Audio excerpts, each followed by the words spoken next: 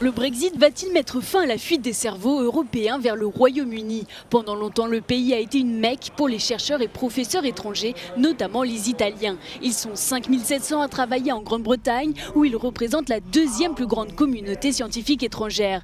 Mais depuis 2016, la situation a évolué. Selon une étude publiée après le référendum, ils étaient 82% à vouloir changer de pays et un tiers pensaient retourner en Italie. C'est le cas du professeur Spaventa, qui vient de trouver un nouveau poste à l'université privée de Bocconi à Milan, après avoir passé 20 ans au Royaume-Uni à enseigner le droit. Selon elle, le prestige des universités britanniques risque d'être affecté par le Brexit.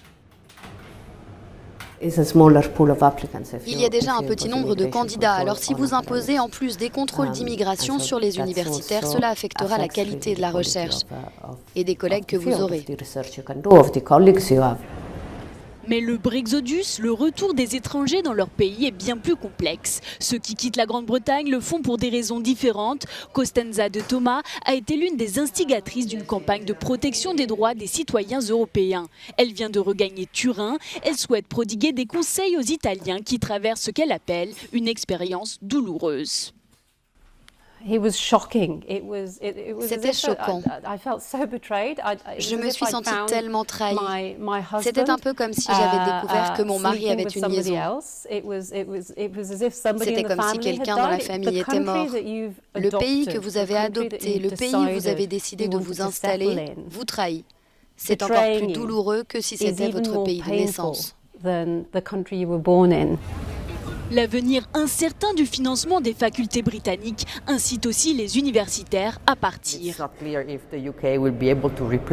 On ne sait pas si la Grande-Bretagne sera capable de remplacer les fonds perdus qui venaient de l'Union européenne. Ce sera plus difficile de continuer de poursuivre sa carrière dans le monde scientifique et la recherche. L'Italie est-elle prête à accueillir ces chercheurs? Cela représente un défi périlleux, surtout pour les universités publiques. Lorsque le professeur Bellettini a lancé un appel pour les attirer, il a été confronté à une amère réalité. Le nombre de personnes qui vivaient au Royaume-Uni et qui ont montré un intérêt pour revenir a augmenté de façon exponentielle comparé au passé. Mais seulement une demande sur 30 a été acceptée. C'est assez déprimant. Nous devons faire face à différents types de restrictions bureaucratiques. Elles découragent n'importe qui, et surtout ceux qui viennent de l'étranger. Beaucoup ont l'impression que l'Italie ne saisit pas cette opportunité puisque des professionnels hautement qualifiés veulent se réinstaller dans le pays. Mais malgré leur envie, une fois qu'ils sont partis, le retour est souvent compliqué.